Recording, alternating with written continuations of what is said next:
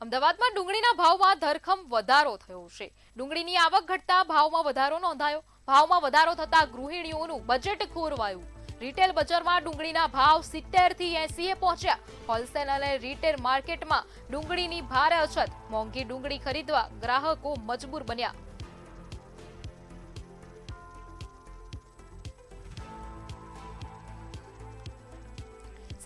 સમગ્ર માહિતી સાથે અનિતા જોડાયા છે। જી અનિતા, ડુંગળીના ભાવમાં વધારો થયો છે, ગૃહિણીઓ પર કેવી અસર જોવા મળી? ચોક્કસથી અત્યારે હાલ જે પ્રમાણે ડુંગળીના ભાવ જે છે તે દિવસે ને દિવસે વધી રહ્યા છે અને ડુંગળીના ભાવમાં 50% વધારો જોવા મળી રહ્યો છે।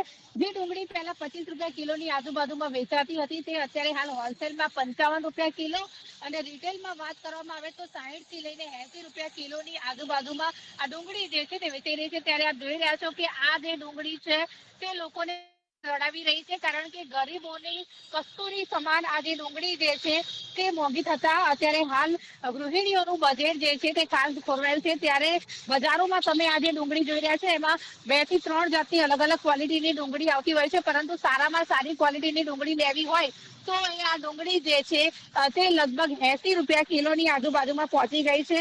અગાઉ આ જ ડુંગળી 25 રૂપિયા કિલોની આજુબાજુમાં વેચાતી હતી અને રિટેલ માર્કેટમાં 80 રૂપિયાની આજુબાજુમાં વેચાઈ રહી છે, એટલે સીધો 50% ઉછાળો જે છે તે આ ડુંગળીમાં જોવા મળી રહ્યો છે। ત્યારે શાકભાજીમાં અને આવકમાં અત્યારે હાલ જે પ્રમાણે ઘટાડો થયો છે અને ઓગસ્ટ અને સપ્ટેમ્બરમાં જે મોસમી અછતના કારણે તહેવારો એક બાજુ તહેવારો પણ છે અને વધતી માંગના કારણે થઈને આ ડુંગળી જે છે તે મોંઘી થઈ છે। ત્યારે ભાવ વધારાની સીધી અસર જે છે તે ગ્રાહકો પર થતી હોય છે અને ગ્રાહકોના કિસ્સા ખાલી થતા હોય છે। ત્યારે રોજિંદા રસોડામાં આ ડુંગળીનો વપરાશ ખૂબ જ થતો હોય છે। ત્યારે વેપારી જોડે આપણે વાત કરીશું, જેમણે ડુંગળી વેચે છે એમની જોડે વાત કરીશું કે ડુંગળીનો અત્યારે હાલ શું ભાવ છે અને ક્યારે ભાવ ઓછો થશે? 1 મહિના પછી ભાવ લાગે છે અમને। એના ભાઈ વધશે તો આગળથી 100 રૂપિયા કિલો પહોંચશે। અત્યારે આ રિટેલમાં શું ભાવે વેચો છો? રિટેલમાં 60 રૂપિયા કિલો છે, 52 રૂપિયા હોલસેલ ભાવ અમે લાવીએ છીએ અને 60 રૂપિયા વેચીએ છીએ। અચ્છા, આ ભાવ વધવાનું કારણ શું છે? માલની આવક ઓછી છે, ત્યાં નાસિકથી માલ ઓછો આવે છે વરસાદના લીધે અને માલ સ્ટોક થાય છે। આપણે ત્યાં જનરલી ક્યાંથી આવે છે ડુંગળી? વાસણાથી, વાસણા એપીએમસી માર્કેટ। અચ્છા, ક્યારે ભાવ ઓછો થશે? આમાં શું છે કે માલ ઓછો છે, થવાનો હશે તો 1 મહિના પછી થશે, નકર 6 મહિના સુધી ખેંચશે ભાવ। 100 રૂપિયા કિલો ડુંગળી પહોંચવાની। ચોક્કસથી તો જે રીતે વેપારી કહી રહ્યા છે કે અત્યારે હાલ ડુંગળી મોંઘી થવાનું કારણ એ છે કે ભાવ જે છે તે માર્કેટમાં ઓછો આવી રહ્યો છે।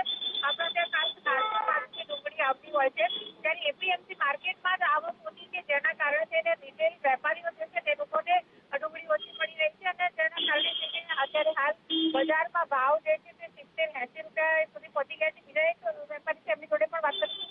પણ ભાઈ, આ ડુંગળી મોંઘી થવાનું મેઇન કારણ શું?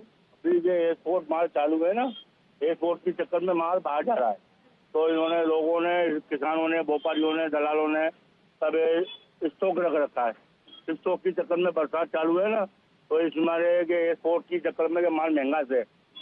आज का बाजार नासिक का 45 रुपये 46 रुपये बाजार है। नासिक का बाजार MP महाराष्ट्र का 45-46 रुपये। तो पूरे एरिया मार्केट 55-56 रुपये 55-56 रुपये चल रहा है। और रिटेल में लाली पे बेचे ना, लाली पे माल तो 60-70, इसका कोई नक्की नहीं है कि 80 भी हो सके, 55 भी हो सके, 100 भी हो सके। ना महीने की पता, ना 1.5 महीने की पता। असर છે આની? इसकी तो कोई नक्की नहीं है ना बहन। अभी तो के बचा के बरसात चालू है, अभी बंद है बरसात, तो बंद के चक्कर में मर रहा है माल थोड़ा सा। अगर बरसात चालू हो गई ना तो 100 रुपये किलो प्याज जाती है, 100 से कम नहीं जाती।